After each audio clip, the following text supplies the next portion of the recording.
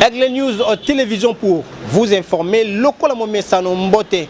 Na bino ba ibosele ngwani baike.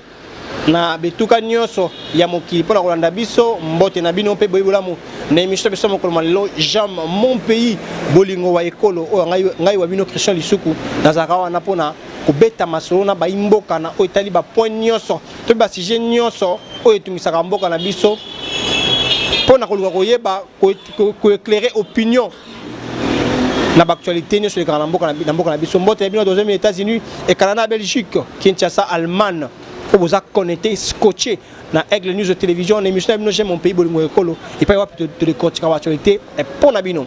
Il y a mon collement l'autre, il y a mis pour Nabino, mon quoi, il y a déjà. Politique, cadre, il y a FCR, il s'agit de M. Robert Mangoni, Ouazali Bongo, secrétaire général adjoint, il y a FCR, Front citoyen pour la République, parti cher, il y a mon Amboka, honorable Jean-Bertrand Ouanga, ici Ouanga. Et pas plutôt que décortiquer ensemble d'actualités, nous sommes au déco des frais chroniques awa. Namboka biso République démocratique dit Congo mbote na yo, moi Namboka Robert Mango. Mbote ndeko Christian. Boni santé. Qui m'a tozoko se maintenir par rapport à l'acte politique du moment. Les trois nouveaux juges à la Cour constitutionnelle va prêter serment à Bango devant le président de la République conformément à la Constitution. Un sujet qui a fait débat, FCC, à Tomboka Kinayango. À Téléméla qui acte la magasin constitutionnel. D'abord, dans l'entrée de jeu, prestation à serment à Bango, quelle est votre lecture? En fait, Naïmba qui ont un bras ouvert. D'ailleurs, j'étais dans la salle pour soutenir la journée et l'activité qui s'est passée. Et personnellement, Ezali signe à avancer. Parce que Kozala stationnaire, Ezali élément moko, il y a blocage. Et dit-on qu'il n'avance pas, recule.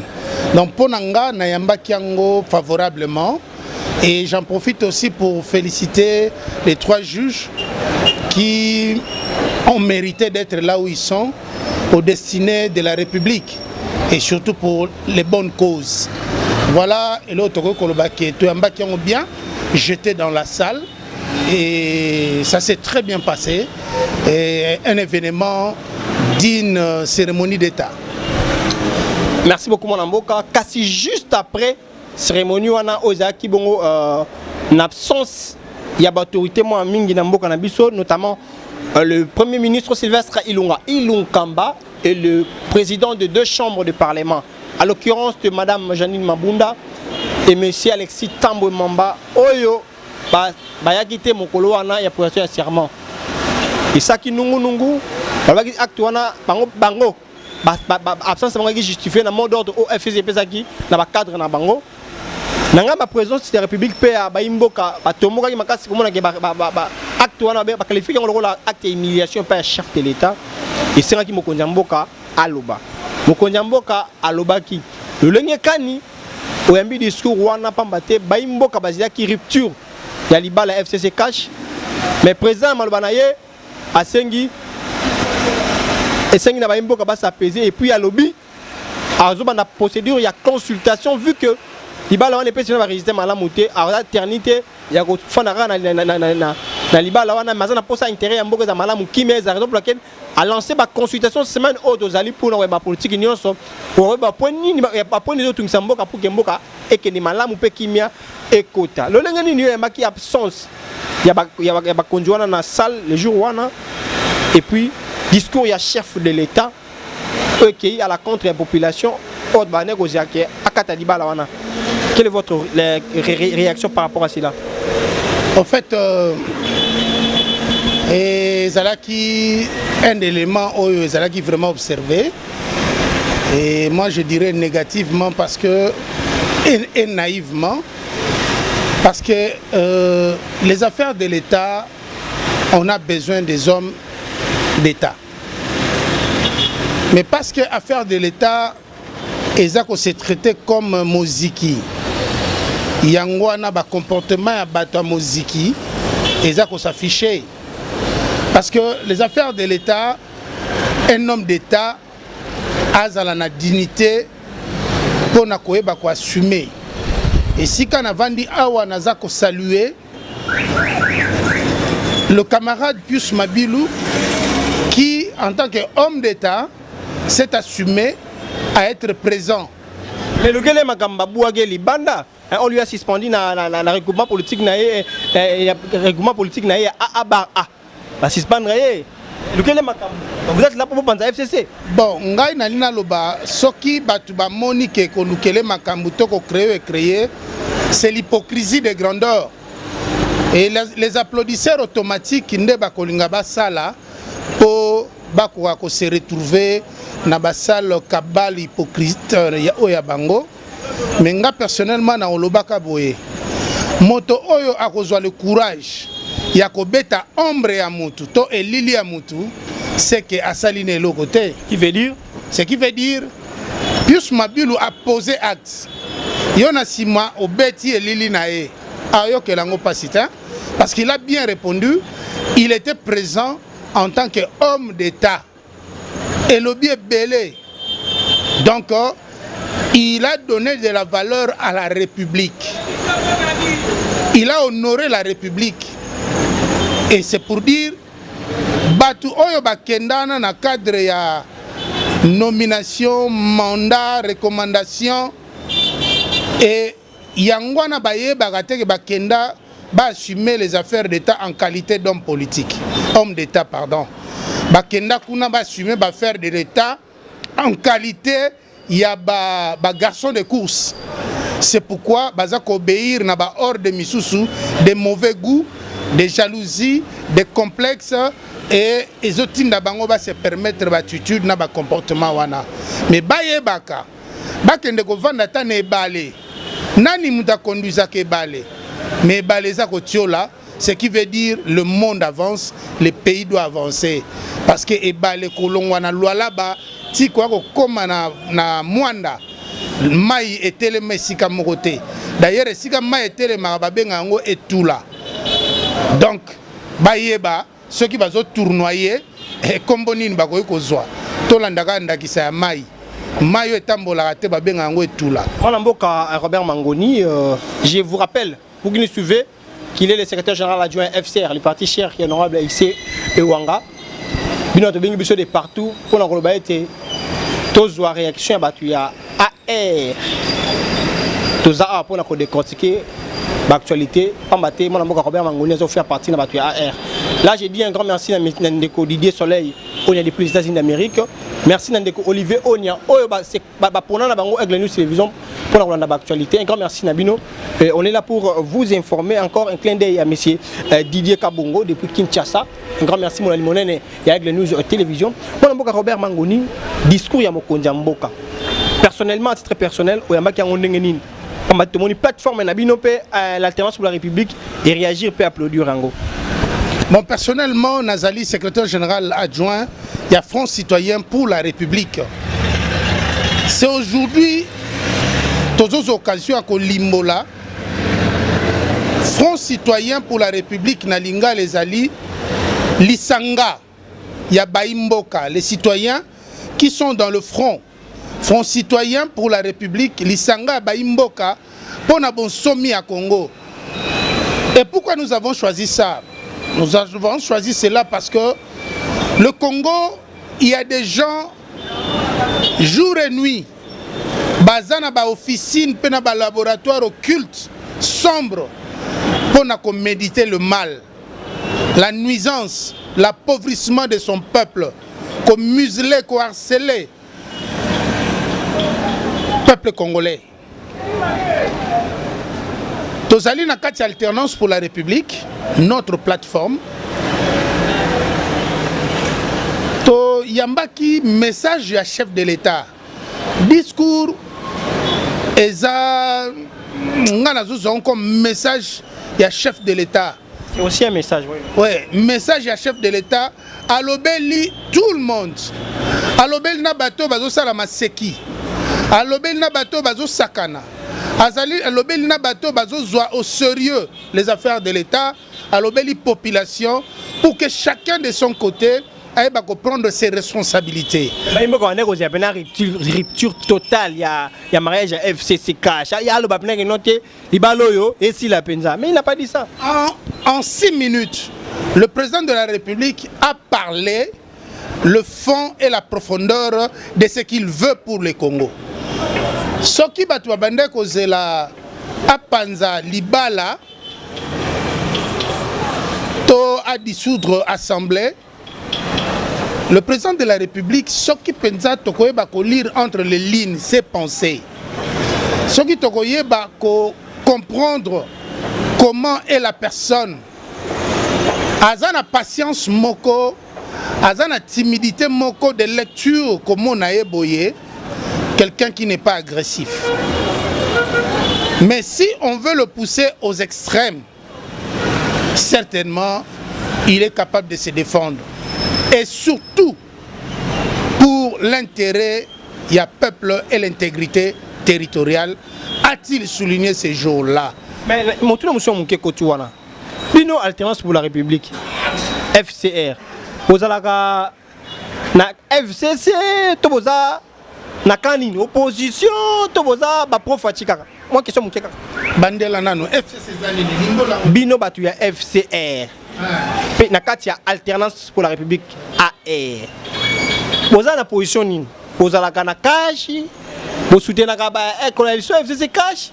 Tout vous avez la FCC, tout vous avez l'opposition, tout vous avez WAPI. On a opposition républicaine, il y a Moïse Katumbi Bino, vous avez rappelé WAPI. Bon, en fait, esa question moko nanga ki olimbolango, esa question moko mozindo. Ezo senga moi ko fungolango moi muki. Na mon coup c'est karapoto constituer ba système. Té na point on doit éclairer l'opinion parce que esa na ba réalité mususu bato bazo traiter biso tamsu olongwa okeya. Ba demander à des postes, il faut le dire. Ba bon bino ba demander à des postes, bon le positionnement. Bon, en fait, nous posons des actes d'une façon réfléchie. À titre d'exemple, nous, le Front citoyen pour la République, dans la plateforme Alternance pour la République, au soutien du président Moïse Katumbi Chapwe, que je salue en passant, nous saluons ensemble pour le changement. Bolanda bien nuance. Ensemble pour le changement, plateforme politique. Cette plateforme politique, on a soutenir la candidature, il y a président Moïse Katumbi. Mais alors, tant que la candidature naie, il fallait que élection. Ce n'est qu'après les élections, le président Moïse Katumbi a décidé que à ça la partie politique pour Alibosa Zalaki Nangote. Ensemble. Avant c'était ensemble pour le changement. Sikoyo a sali ensemble pour la République. Ensemble pour la République est un parti politique. Bisso FCR est un parti politique. Donc avant c'était une plateforme. Sikoyo a commis un parti politique au nom de Ensemble pour la République. Ce qui veut dire il y a un parti naie. Bisso peut un parti na bisso. Batuba longo la makanisi que to longo pas Moïse tout ça. Ensemble pour le changement et Koufa. Batikala Atikalina ensemble pour la République qui est son parti politique.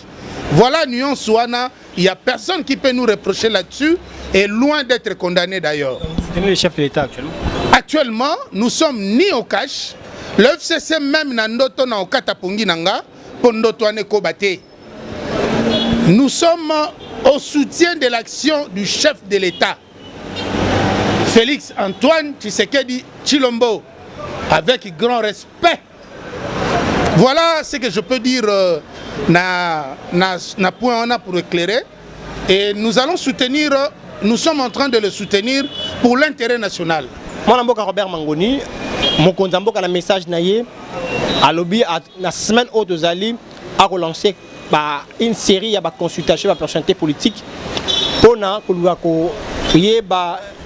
na poignon sur l'école là où ça ne marche pas pour que Kimia Ezala tout ça là au abengi union sacrée initiative wana il y a union sacrée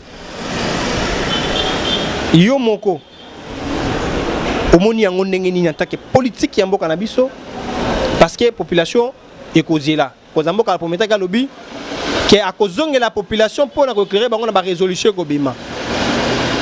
Est-ce que l'initiative que le président de la République a entamée, c'est une bonne voie. Bon, personnellement, Nakolobake, le président de la République a renforcé ma position pour le soutenir encore. Quand il dira, il ne cédera pas là où il y a l'intérêt de la population. Ça, c'est très profond et poignant. Il dira, il va encore enchérir pour dire, il ne cédera pas sur des questions liées à l'intégrité territoriale. Oh! Nzamba apesa biso nkita, apesa biso ekolo, Congo toana mosusu te. C'est ça notre identité. Donc, si quelqu'un dit il ne cédera pas, ce qui veut dire il tient à valoriser l'identité nabiso et personnalité nabiso. Parce qu'avant, à l'époque du feu maréchal, Moutazanga Kabereur te, tozala qui n'a pas pays limitrophe et dans le monde entier respecté et respectable. Et si comme côté beta kabiso po balobake be boma congolais tika nyoka. Mais langage on a koma quand l'aberration a pris la place et surtout dans la gestion. Mauvaise gestion des ressources humaines, dénigrement à peuple congolais. Et c'est la personne qui dira ainsi, on ne peut que le saluer, pourquoi pas les soutenir. Personnellement, je dis que, en ce qui concerne ma propos lié à la consultation, inclusive, consultation politique, il y a dynamique politique, il y a dynamique sociale. Et ça, initiative moko louable. Il veut insérer tout le monde, pas dans la gestion, mais de la prise de conscience et de position dans la gestion. Pour Robert Mangoni, Mboko yo, batu bafanda, balobanana, mbala ombala pour le bolamu yamboka na biso. Kasi apparemment le peuple, la population, azalaka bénéficiaire, il y a ba résolution, il y a ba attente, il y a ba consultation politique et ça mara mboka na biso te. Social ezalaka down ne bangle ba loi. Vie quotidienne, wele passe to passe. Est-ce que population congolaise, peuple congolais, n'a pas entretien oyo mokonza mboka entamé ya consultation. On a souka ba rendre biso compte. Et la population va retrouver intérêt na bango na kati wana parce que to lembi binoto population lembi bino ba politique na entretien ba rencontre ba consultation aux la ka intérêt na bino politique. Peuple a aussi retrouvé. Est-ce que cette fois-ci population on doit pas nailler pour comment le social comment le slogan Nzambe motunango ezane sikanango. Peuple a droit et intérêt à s'inquiéter. C'est tout à fait normal. Je suis peuple congolais. J'ai aussi des inquiétudes. Batu bazana réseau koloba. O motuno tuni ezali ba o yopozo ka en tant que peuple aussi. Na koloba nini? Bato na bo moto mabe. Nde salike peuple a koma affamé, meurtri, désespéré. Ponini bato na bo moto yamabe. Lelo pour la répartition, la redistribution, il y a revenu national. C'est tout un problème. Médiocrité, détournement, abusivité. Je veux te dire une chose seulement si simple. Oyo ezali vraiment kolobama na monde entier. Oso yoka na parlement oyo balobi baza pona peuple. Moko uti kotanga communiquer na bango awa dernièrement awa non na mona ekuta si atanga mikanda na bango te ponini banzoko ezalaka bango mais bakomo pesa sikoyo ba parti ya mike ya kati na bango batanga ka ba communiquer bon ngai na boy nanga kotanga kombo yo tangi pour éclairer l'opinion mais ngai na kotanga na ngai oyo mtatanga communiquer FCC wana ye pona ngaso na tangi droit de réponse ngai na kotanga na ngai te. Mais na lobi ka ba parti à Mike nde komotanga yango. Mais na kati lobi nous prenons le peuple à témoin. Tant que na yoki yango na simbi mutu. C'est un discours politique. Bino soyez politique, vous aurez peuple témoin. Alors peuple écoute innocent. Voilà, si aujourd'hui quelqu'un peut dire nous prenons le peuple à témoin, comme discours politique ndengo lobby, ndenge po lobby kaka texte koma minango, ba sisi ma biki na bango. Mais ba mekana nous mukolo mususu ba senga peuple atelemela makambo bango bazo revendiquer. To bango bazo fi sujet pour batala impact populaire na bango. Mais moi je dis seulement que si ils vont associer le peuple, quel peuple? Peuple oyo ba bomi. Combien de fois assis à Tanga Mukanda on a parlé du peuple pour talake bazako bomabiso. Combien de fois à Fustija. Mais Ponzelam et balezo kende nde balingi ba kangamai. Bapika. Jusqu'à quand peuple congolais ou Zalaka téléspectateurs ya makamba politicien mboka na biso yemoko sur terrain à vivre en côté. Jusqu'à quand? Pas peuple consultation yango mokonzi mboka za entamé. Figure nini? Forme nini manière nini oyo senga concertation on est là pour que mboka pe kende malamu na mikolo za ko ya peuple pas mona changement sur terrain na vécu quotidien na e. Concertation et consultation. Il faut nuancer le mot. Ouais, les consultation. Oui, c'est pas de consultation. Il y a le bien à concertation. Ah, lapsus par. Voilà, consultation. On peut venir, on frappe la porte, on te consulte chez toi. On peut. Tout comme aussi dans le regroupement Nabino, tout comme aussi dans la société civile, et ça se fera. Mais moi, je voulais seulement dire que sur ce point, en tant que peuple, je pose la question au chef de l'État, garant de la nation, magistrat suprême. N'a posé question Paya, Mokonzi Mboka, président Félix Antoine Tshisekedi Tshilombo, Nakotuna Motuna Boye. Papa, moi j'accepte de soutenir Rio et je donnerai le moyen de moi-même, le meilleur de moi-même pour nous soutenir Vision Nayo. Dans un premier temps déjà, Naza convaincu. Motuna Nangezali Boye. Est-ce que le peuple congolais doit-il espérer bakoki ko zwata mokolo moko pe ya ko sepela ata nyon sauté mais baloba enfin voici l'homme. Est-ce que le peuple congolais peut-il espérer? Question nanga kaka yangwana mokonzi mboka. Moi je pense que nous avons intérêt à espérer. Wana malobaya mwana mboka Robert Mangoni, nous avons intérêt à espérer. Connectez-vous massivement et puis abonnez-vous sur notre chaîne Aigle News de télévision pour nos actualités. Il y a un facteur nyonso yamboka na biso. Là j'ai dit un grand merci à Eguetoye depuis France. On a animé une émission J'aime mon pays Eguetoye, coup de chapeau. Merci Nayo. Ripol Mangoni depuis France. On a animé il y a Aigle News télévision. Un grand merci à toi aussi Ripol Mangoni au Rolanda Biso. D'abord qui un clin d'œil sous Cyril Le Belessi depuis Allemagne. Cyril Belessi, coup de chapeau à toi. Cyril Belessi connecté, branché dans Aigle News de télévision et le on a Ripol Mangoni et puis Eguetoye au niveau de la France. Tout ça, on a pour connectez-vous, abonnez-vous massivement sur notre chaîne Aigle News Télévision. On est là pour vous informer. Moi, je suis Robert Mangoni. La politique, vous allez consulter bientôt. Et pas Mokonzi Mboka, conformément à message naïe. Kasi. Message nini, oyo ngoko sana ba politicien, bandeko nayo, oyo bayaka, pemenya Mokonzi Mboka, na bentega ya poste parce que les politiciens congolais ou l'homme politique congolais na mutu na yeza la raso ki za consultation to concertation to pe dialogue na suka lango za na partage de gâteaux, partage du pouvoir. Message nous relancer par rapport ya consultation Mokonzi Mboka Kolanda. Na ba politique ya mboka na biso o bazali bon ba collègue na ba politicien. Bon en fait eloko na koloba kaka que na lobaki on a début j'ai eu l'occasion ya ko meka koye kola Mokonzi Mboka.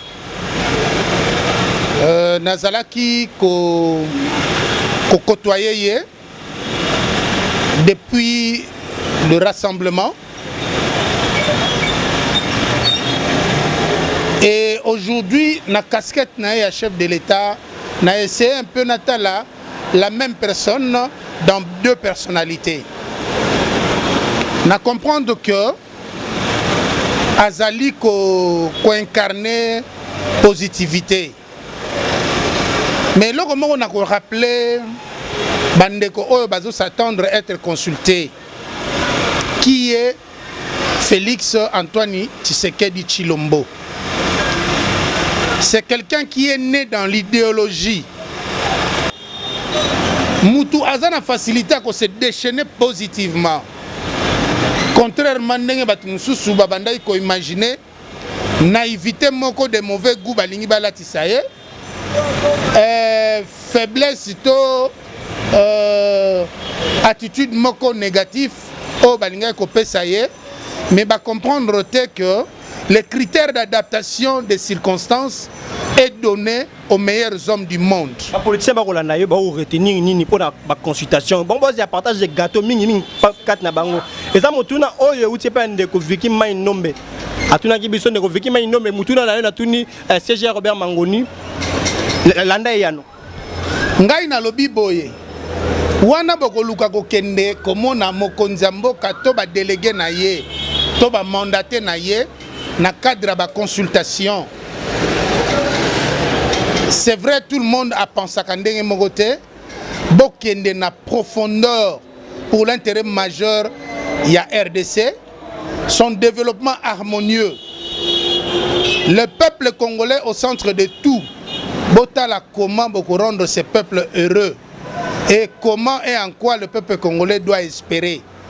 N'a pas cet exemple moko, il y a partage à ma poste. Oyebi bandeko moko na lisanga na bango ya nzungu eko toko na molili. Bato ya lisanga nzungu eko toko na molili. Les fédéraux complices ya Congo. En abrégé binomo boyebi. Les fédéraux complices ya Congo. FCC. Ay bo pesa on ba komo ebele la ba sirno hein. Ngana lobi nanga les fédéraux complice ya Congo. Fédéraux F, complice C, Congo C, FCC. Guillaume Tolobi wana nga na pesi nanga ba abréviation te na lobi ka le fédéraux complice ya Congo. Basala nini botala nanu. Cela n'engage que moi. Sekele ase a mabele. Na sekele likola mabele. Batiki pona guru na bango. Wana timola zwa kwa sala tu ondenge yo lingi. Et pour preuve, Tindenge Kendege Rwanda Colton, Babimisi Rwanda, premier producteur mondial, il y a Colton. Côté wana mutakolo bazate, pe na parlement ba kosolate, yangwana moni biloko batikela guru. Le guru azwan kita na biso ya mabele na likola mabele, Colton ke Rwanda nana kosolaka. Wana siko en retour atikeli bango babonza ba entreprise. Wana za ba retomber à partage à gâteau. C'est de triste mémoire. Les entreprises de l'État, ce n'est pas en mesure à câble. Tous les courants stable. Régie des eaux, la place Moussoukou, tous les maïté, comme on bidon. Mais le fonds de roulement des entreprises est comme vidé. L'entreprise est respirée les sous-soutés. Pourquoi? Parce que tu dois mettre la main dans la caisse pour soutenir parti politique na bango, plateforme na bango, voilà ma conséquence à partager. Robert Mangoni, est-ce que oyebi que président baki consultation est inclusive? Non. Oui ou non? Oyebi que gozala inclusive, c'est voilà. Est-ce que Joseph Kabila pas congolais, ils doivent être aussi consultés? Ngai personnellement na lobby le konate yom to lobby. Aza la consulter, toi aza la consulter te. Aza déjà vidé na ba matière nyonso o esali que aujourd'hui a produire sous nini ya bien. Voilà mon mboka Robert Mangoni. To comme na tout dernier point il y a entretien na biso mo malelo. O ezali bongo di Kambotali a ferminé Mbwe.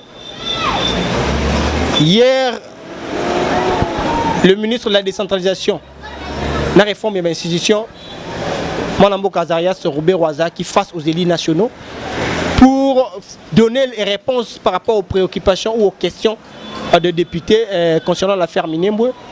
Mais il n'a pas convaincu les élus et les députés et l'ongo na initiateur ya motion na honorable Moïno Nzangi Basengi démission na yé. Quand vous avez senti que l'Assemblée nationale a demandé la démission tu ministre Azarias Ruberwa et ça Lioningini. Oui, nako lobane loko tuninga liboso ya ndeko mwana mboka Kabila po akoki pe kozala consulter, je dis oui, akozala pe consulter. Soki azana point moko oyo arataki kosala na 5 chantiers to révolution modernité akoki pe komema yango to mokonzi mboka na batu na ye bakoki pe ko apprécier ceux qui bako insirango batie pour l'avancement du pays. Mais il est à noter que à celui-ci mandat na ye botale ngangola ya masuwa oyo bazosala ba randonnée na bango kuna na lac Tanganyika botala ba randonnée na masuwa wana RDC azana ngote mais za eloko moko privé oyo molongani na ye azosala ba randonnée na ye na ngambo kuna ya bale ya Tanganyika. To uti komona pe na bilili dernièrement autai ko visiter masuwa na ye ya pêche na Boma et oyo RDC azana ngote. C'est pour dire que si un individu cherche à être plus riche que la République, c'est que il est mieux placé pour vendre cette République-là. Pour revenu Nango, ça n'a jamais égalé par la République. Merci beaucoup pour l'éclaircissement. Oyo il s'appelle ici on a biso de partout depuis à travers le monde. On a biso Boli Nsakala depuis Belgique. On a biso de près, asa très connecté ndeko Boli Nsakala. Un grand merci nayo ndeko Sylvain Lukwisha et puis mon animonane Aigle News télévision bakolanda biso kasi mwana mboka Robert Mangoni na uta ko tumutuna par rapport à Azarias Ruberwa ni na ozile ya nango ba mboka bakolanda biso bakozela ya nango lokola ndeko na biso Mathieu Kendall depuis Canada bakozela ya mutuna tuna ko concernant affaire minembwe oyo Azarias Ruberwa convaincu ki ba élus nationaux te basengi a démissionner. Bon, personnellement, ngai na lobby ndeko oyo bazui likanisi ko uta pe na motema nanga ke ndeko Azarias na bengi ndeko pour ne fils que ko essayer un peu ko solliciter grandeur de cœur na ye. Et c'est avec excellence un ministre.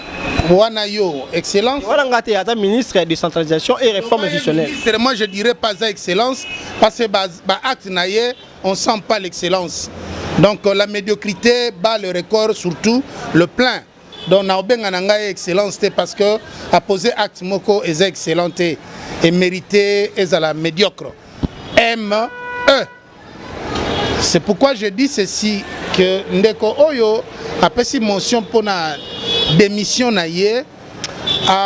On dirait à côté qui na motema nangai pe motema la population.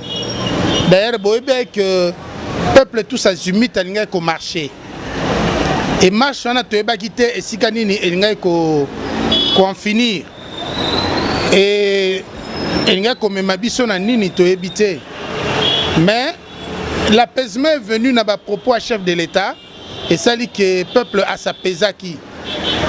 Donc si peuple a qui debout pour na ko sujet ces comportements là et je dirais que j'acclame, j'applaudis, je soutiens et je signe ceux qui basaki na vie à la signature na biso que Azarias Ruberwa doit démissionner. Et je pense à la rigueur que si cela ne dépendrait que de moi, il ne pourra même plus avoir l'occasion d'être ministre un jour. Aux exclure hier, à Azarias ministre le quoi que yonde cours au décision sur Azarias Ruberwa mais ça va beaucoup depuis longtemps parce que ça va beaucoup sur la décentralisation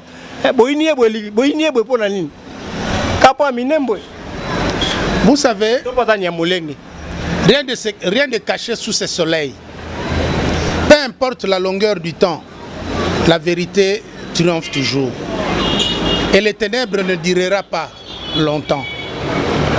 Moto à quoi servir, c'est bien. Si vous avez un service rendu,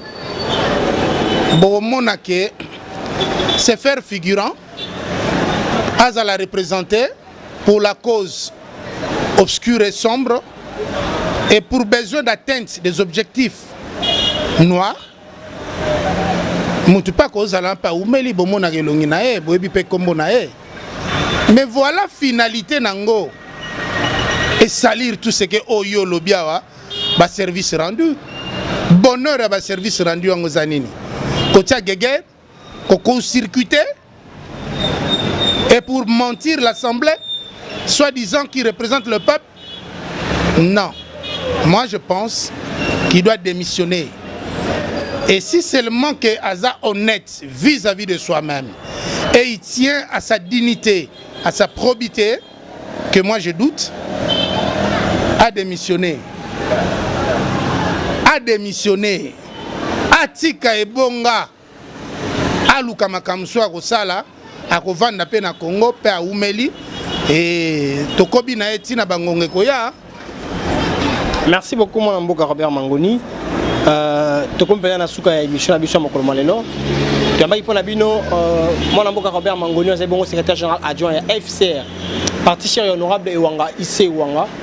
Tous les bons membres na carte alternance pour la République de décortiquer na actualité ya Mboka na biso. Na quelques minutes, dans quelques secondes, mon Mboka Robert Mangoni, message na peuple congolais Azali Bongo désespéré. Message na peuple congolais Azali Bongo, il y a Bongo se sentir délaissé. Na facteur rebelle na insécurité, ba ngona biso c'est ba kufa katonga me dit pourquoi na banzala, na bozangi kelasi, na kozangi moyen ya kufa na propre pour ville tondi bosoto. Et au détour sur la depuis kelasi ezongaki, ba ngona biso ba na biso ba kotanga na ba kena na école catholique, batanga kate uta mikolo ebele ba vandaka boye. Message nous qu'on signe pas peuple congolais. Parce que malgré tout ce que nous faisons, malgré tout ce que vous les politiques, beaucoup la peuple sur le terrain peuple hormonangote. Pas si ça ce peuple là délaissé, cette population là isolée. Message non nous lancé pour la bango. Enge bene pe na mistana o mukoza mboka lansaki a consulter ba politique. Population congolaise a espéré nini. Bon, pour la population congolaise, na ute ko tuna motune pa na mokonzi ya mboka na kombo ya peuple. Est-ce que le peuple congolais a-t-il à espérer? Là, c'était votre demande. Au nom de la population. Ce que en tant que politique, leader d'opinion, nous n'avons pas bango na moment où. J'en reviens. Motuna wana na mitiaki en tant que peuple congolais. Tournons le regard vers les consultations. Entre-temps, Oya Sala Kamusala Asala, Oya Zan activité à continuer à travailler, to continuer à espérer, mais to gérer espoir, espérance Nabiso. Dans le sens que, comme a promis le chef de l'État, il va nous rendre compte sur les résolutions, il y a consultation naïe, mais biso peuple congolais, Tolingamboka Oyo. Biso peuple congolais, totia elikia na nzambe pe na mboka oyo. Biso peuple congolais, tous à la déterminer à interpeller qui ira à l'encontre. Il y a un principe de bonne gestion, paix, il y a respect, il y a dignité à ce peuple-là. To continuer à espérer. Et cette fois-là, je pense que nous allons aussi sanctionner d'une part là où nous trouvons que ça ne va pas, Tokoloba. Mais nous pensons que les choses avec vœux et souhaits évoluent bien, et tambola malamu, Tokende. Mais bayepe oyo, bazali politique, bazali na assemblée, bazali pekaka peuple congolais, totika likundu, tozwa ne fût-ce que ngonga moko yako se ressaisir, voir les actes posés. Est-ce que ezalaki salut à peuple ou bien ezalaki emprisonnement moral à peuple? Parce que peuple a lela kinzala, peuple a koufi, peuple a souffrir, peuple a nyokwami et peuple a keleli. Pinzoli et bimi peuple. Mando ketalaki population, pe bomaki population. Yaba pa yaba bobi na mboka na biso. Banguna babomi na biso moko pe kaka tomi bomi. To bomi bandeko, to bomi baleki, to bomi ba mama, to bomi ba yaya. To essayer un peu kotala, si on reconnaît qu'on n'a pas servi ce peuple, to tika kotanga kombo ya peuple.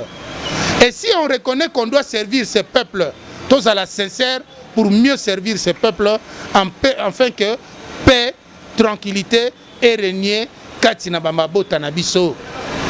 Éduquer une famille, Balobi paix, la famille est la cellule de base d'une nation. Si nos familles sont déstabilisées, ce qui veut dire le peuple aussi, la nation aussi sera déstabilisée. Donc la famille est à la bien gérer. Beaucoup remarqué que les paramètres belés à Bakuluna et Kozalate parce que la famille est mal gérée de par la gestion nationale. Donc voilà ce que je peux dire. Yangoana, Batomisu Subo s'est disqualifié, Binomoko. Ça fait aussi honneur et ça donne aussi de la dignité. Namoto O a avoué, faute naïe. Voilà ce que je peux dire. Yangoana, bon multiplier te, ba rencontre belé. Bokei nzela maindombe, botiki nzela maindombe, bokei nandaku ya Janine, botiki ndeko Janine, voilà message à FCC. Bokei Kisantu, et banzela na nyoso bozo exposer batu na ba accident, bozo exposer batu na ba risque belé, na makambe belé, pour faire ressortir souris ou bien le rat top, on a moi itomo nakate. Est-ce que FCC a préparé une chose? Tata. Koluka likambo te tango zol ba prena nyonso lobi ebele intérêt mboka babi bazana pour défendre la constitution. Ils ont soutenu ba milice ba rébellion ba makambo ebele zana ibisayo bato nyonso basala rébellion na mboka oyo à 80% ou à 85% bazana FCC o bakunda basi vivant bazana FCC makobol otangi komboti. Merci beaucoup, Mme Robert Mangoni. Nous voici complètement à la fin de cet entretien. J'aime mon pays. Un grand merci à Belgique, Negodivine Kajinga et puis Tabita Mouka. Un grand merci Nabino. Un grand merci encore une fois à Egeron Mangoni et à Israël Mangoni. Aigle News Télévision, émission J'aime mon pays. Coup de chapeau à vous. Je dirais encore une fois de plus merci. La Freddy Kota Mambata Wagna ma caméra. Merci l'ingénieur Ben Seda. Et merci à boss 1830 des États-Unis d'Amérique. Vous êtes beaucoup dans Bisso. Puis pour Aigle Télévision pour vous informer des émissions de mon pays. Restez connectés, branchés, scotchés. On est là pour vous servir. Surtout, intérêt à des préoccupations à Bisso. Vous allez scotcher, brancher. Tout ça, on a pour nous conseiller mon salaire. Respect la boss 1830 depuis les États-Unis d'Amérique. Qui met en Zambie ou là pour ma botte à Merci.